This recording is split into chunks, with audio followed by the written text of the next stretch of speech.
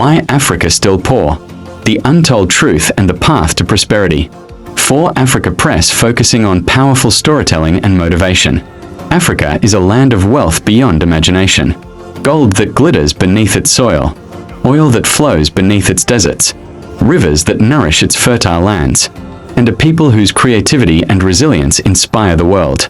And yet, over 400 million Africans still live in poverty. How can the richest land hold some of the poorest people? This is not just an economic mystery. It is a story of history, leadership, and a future waiting to be claimed.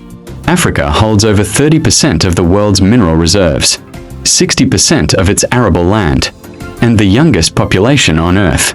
The continent produces diamonds, gold, oil, gas, and rare earth minerals used in smartphones, electric cars, and renewable energy systems worldwide.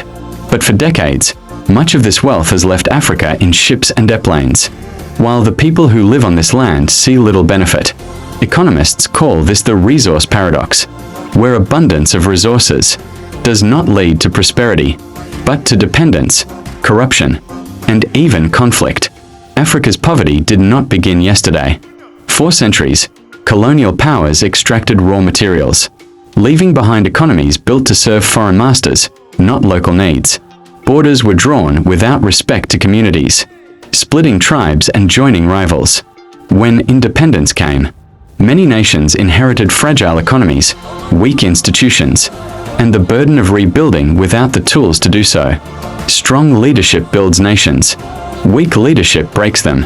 In some African countries, corruption and mismanagement have drained resources meant for schools, hospitals, and roads, ending up instead in offshore accounts.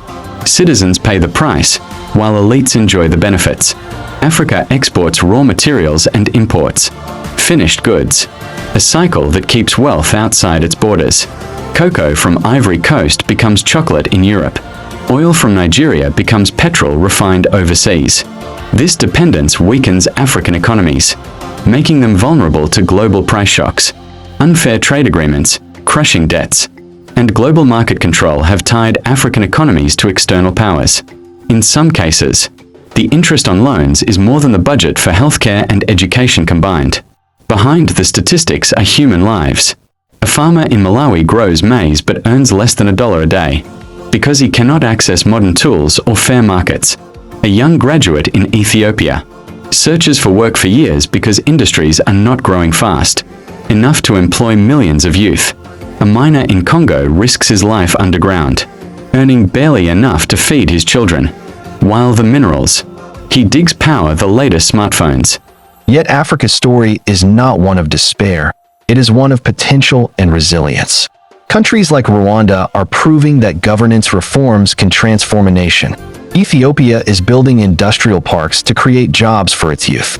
Kenya's Silicon Savannah is leading a digital revolution, producing apps and tech solutions for the continent and the world.